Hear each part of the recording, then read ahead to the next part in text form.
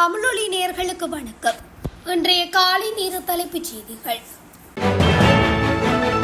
2026ஆம் ஆண்டுக்கான கல்வி பொது தராதர உயர்தர பரீட்சைக்கான விண்ணப்பங்கள் நேற்று முதல் ஏப்ரல் 24ஆம் தேதி வரை இணையவழி ஊடாக கோரப்படுவதாக கல்வி அமைச்சு அறிவித்துள்ளது.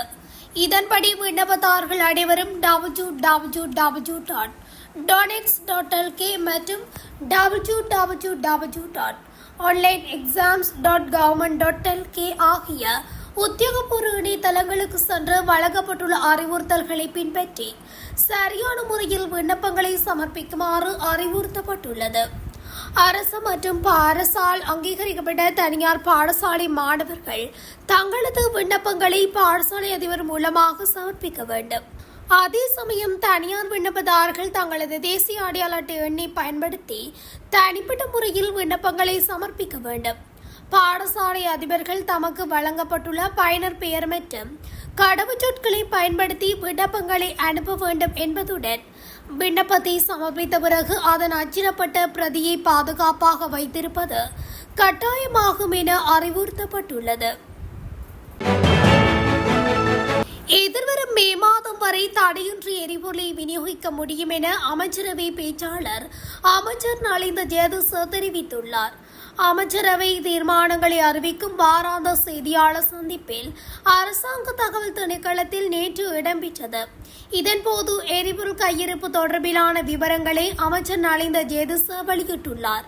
தனியார் நிறுவனங்களின் சில கப்பல்கள் மற்றும் அரசாங்கத்தின் ஒரு மசகு எண்ணெய் கப்பல் ரத்து செய்யப்பட்டதால் ஏப்ரல் மாத கொள்வனவை உறுதிப்படுத்த புதிய விலை மனு ஒன்று திறக்கப்பட்டுள்ளதாக விளக்கம் அளித்துள்ளார். எரிபொருளை சிக்கனப்படுத்துவதற்காக அமைச்சர்களது வாகனங்களின் எண்ணிக்கையை குறைக்க நடவடிக்கை எடுத்துள்ளதாக அமைச்சரவை பேச்சாளர் அமைச்சர் நலிந்த ஜேதிச தெரிவித்துள்ளார். அமைச்சரவை தீர்மானங்களை அறிவிக்கும் வாராந்த செய்தியாளர் சந்திப்பில் கலந்து கொண்டு உரையாற்றிய போது அவர் இதனை குறிப்பிட்டுள்ளார். அரசு சேவையாளர்களின் எரிபொருள் பயன்பாட்டை குறைப்பதற்கான நடவடிக்கை எடுக்கப்பட்டுள்ளது. அதற்கான சுற்று நிரூபத்தை அத்தியாவசிய சேவைகள் ஆணையாளர் நாயகம் வெளியிட்டுள்ளார். அதற்கமைய செயற்பாடுகளை முன்னெடுக்குமாறு அரசு அதிகாரிகளுக்கு ஆலோசனை வழங்கப்பட்டுள்ளதாக அமைச்சரவை பேச்சாளர் அமைச்சர் நலிந்த ஜேதிச தெரிவித்துள்ளார். இதன்படி அத்தியாவசிய சேவைகள் ஆணையர் நாயகம் வெளியிட்டுள்ள வழிகாட்டுதல்களில் அரசு வாகனங்களை பயன்படுத்தும் போது எரிபொருளை எவ்வாறு சேமிப்பது என்பது குறித்து விவரிக்கப்பட்டுள்ளன. நாட்டில் நிலவும் எரிபொருள் நெருக்கடி காரணமாக எதிர்வரும் நாட்களில் இடம்பெறவுள்ள எந்த ஒரு பரீட்சையையும் ஒத்திவைக்கவோ அல்லது மறு அட்டவணைப்படுத்தவோ தற்போது எந்த திட்டங்களும் இல்லை என்று கல்வி பிரதி அமைச்சர் மதுர சினவரத்ன உறுதிப்படுத்தியுள்ளார். மத்திய கிழக்கில் ஏற்பட்டுள்ள போர் பதற்றம் காரணமாக ஏற்பட்டுள்ள எரிபொருள் நெருக்கடியை சமாளிக்கும் வகையில் அரசு மற்றும் அரசாங்கத்தால் அங்கீகரிக்கப்பட்ட அனைத்து தனியார் பாடசாலைகளுக்கும் புதன்கிழமை விடுமுறை அறிவிக்கப்பட்டுள்ளது. இது சிறப்பு அரசாங்க விடுமுறையாக அறிவிக்கப்பட்டுள்ளதுடன் புதன்கிழமைகளில் கல்வி வகுப்புகளை நடத்துவதும் தடை செய்யப்பட்டுள்ளது. எதிர்வரும் ஜூலை மாதம் நடைமுறைப்படுத்தப்படவுள்ள தேசிய பேருந்து பயண கட்டண கொள்கையின் கீழ் பேருந்து கட்டணங்கள் மீண்டும் திருத்தி அமைக்கப்பட வாய்ப்புள்ளது என அமைச்சரவை பேச்சாளர் அமைச்சர் டாக்டர் நலிந்த ஜேதிச தெரிவித்துள்ளார்.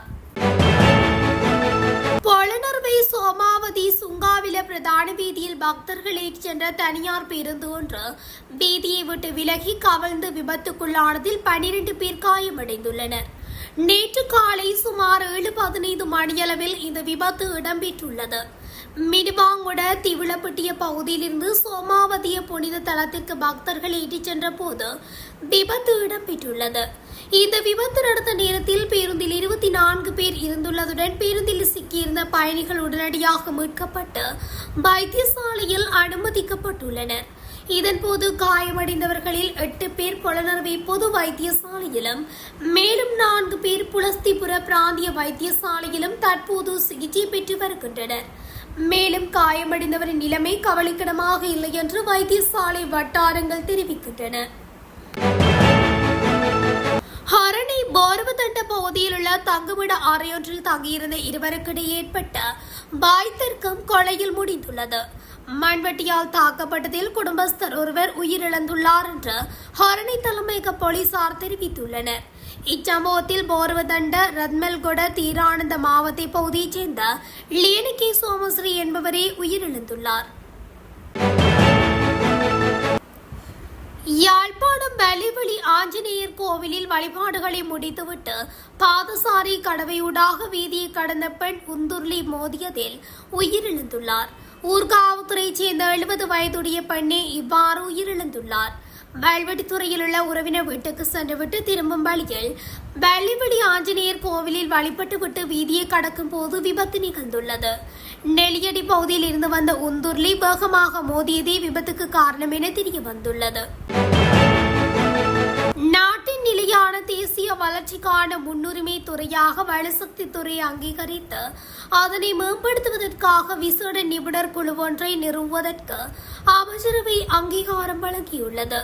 முக்கிய பொருளாதார துறைகளுக்கிடையே நிலவும் ஒருங்கிணைப்பு குறைபாடுகள் காரணமாக வலுசக்தி துறையில் முதலீடு செய்ய முதலீட்டாளர்கள் தயக்கம் காட்டி வருவதை அரசாங்கம் சுட்டிக்காட்டியுள்ளது.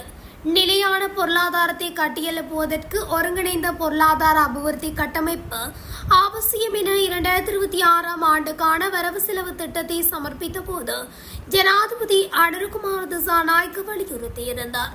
ஜனாதிபதி இந்த வழிகாட்டலின் அடிப்படையில் கலாநிதி கான்ஸ் விஜயசூரிய தலைமையில் இந்த விசேட நிபுணர் குழு நியமிக்கப்பட்டுள்ளது.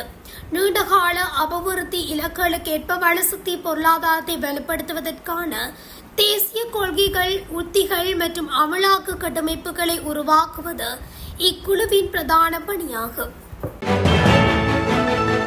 மட்டக்களப்பு கொக்கட்டிச்சோலை பிரதேசத்தில் மனைவி மீது மண்ணெண்ணெய் ஊற்றி தீ வைத்த சம்பவத்தில் படுகாயமடைந்த மனைவி சிகிச்சை பெற்று வீடு திரும்பி 2 மாதங்களின் பின்னர் நேற்று உயிரிழந்துள்ளதாக கொக்கட்டிச்சோலை போலீசார் தெரிவித்தனர். இது தொடர்பாக சந்தேகத்தின் அடிப்படையில் கணவன் கைது செய்யப்பட்டு விளக்கமறியலில் வைக்கப்பட்டுள்ளார். சம்பவத்தில் கொக்கட்டிச்சோலை முனைக்காடு நாகதம்புரான் கோவில் வீதியைச் சேர்ந்த 31 வயது பெண்ணே உயிரிழந்துள்ளார். கடந்த ஜனவரி 17ஆம் தேதி பெண்ணின் மீது மண்ணெண்ணெய் ஊற்றி கணவன் தீ வைத்ததில் அவர் படுகாயமடைந்த நிலையில் மட்டக்களப்பு போதனா வைத்தியசாலையில் அனுமதிக்கப்பட்டுள்ளார். பெண்ணின் கணவர் கைது செய்யப்பட்டு கடந்த ஜனவரி 20ஆம் தேதி நீதிமன்றத்தில் ஆஜர்படுத்தப்பட்ட நிலையில் எதிர்வரும் ஏப்ரல் 26ஆம் தேதி வரை விளக்கமறியலில் வைக்குமாறு நீதவான் உத்தரவிட்டுள்ளார். படுகாயமடைந்த பெண் 10 நாட்கள் வைத்தியசாலையில் தங்கியிருந்து சிகிச்சை பெற்றுவிட்டு பின்னர் வீடு திரும்பிய நிலையில் நேற்று காலை வீட்டில் உயிரிழந்துள்ளதாக தெரிவிக்கப்படுகிறது.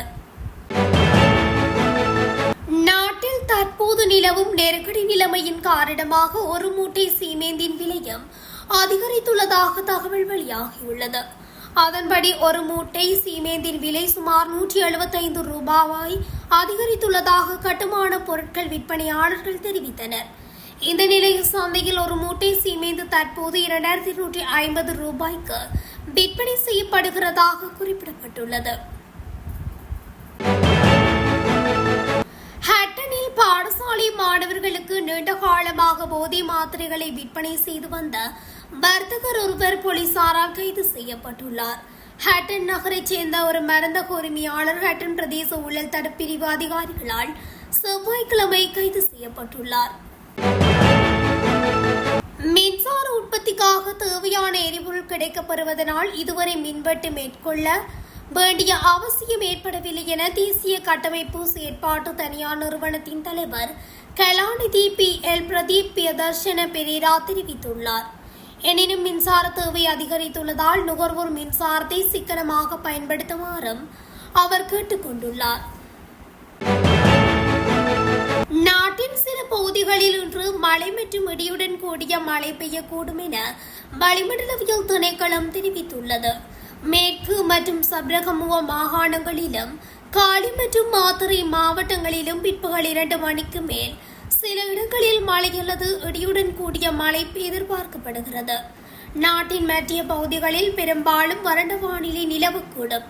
காலி மற்றும் மாத்தறை மாவட்டங்கள் மட்டுமின்றி மேல் மத்திய சப்ரகமுவ மற்றும் உவா மாகாணங்களில் உள்ள சில இடங்களிலும் அதிகாலையில் மூடுபனி நிலவும் என எதிர்பார்க்கப்படுகிறது.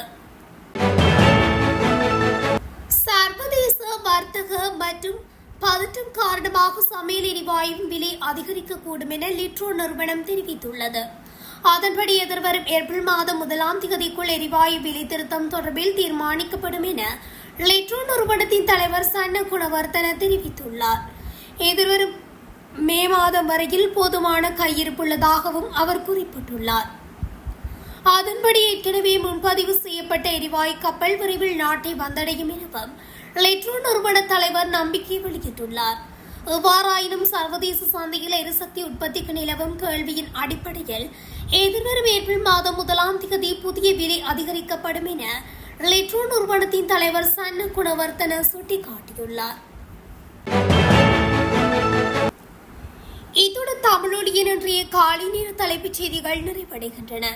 தொடர்ச்சியாக செய்திகளை அறிந்து கொள்ள தமிழொலி ஊடகத்துடன் இணைந்திருங்கள். நன்றி, வணக்கம்.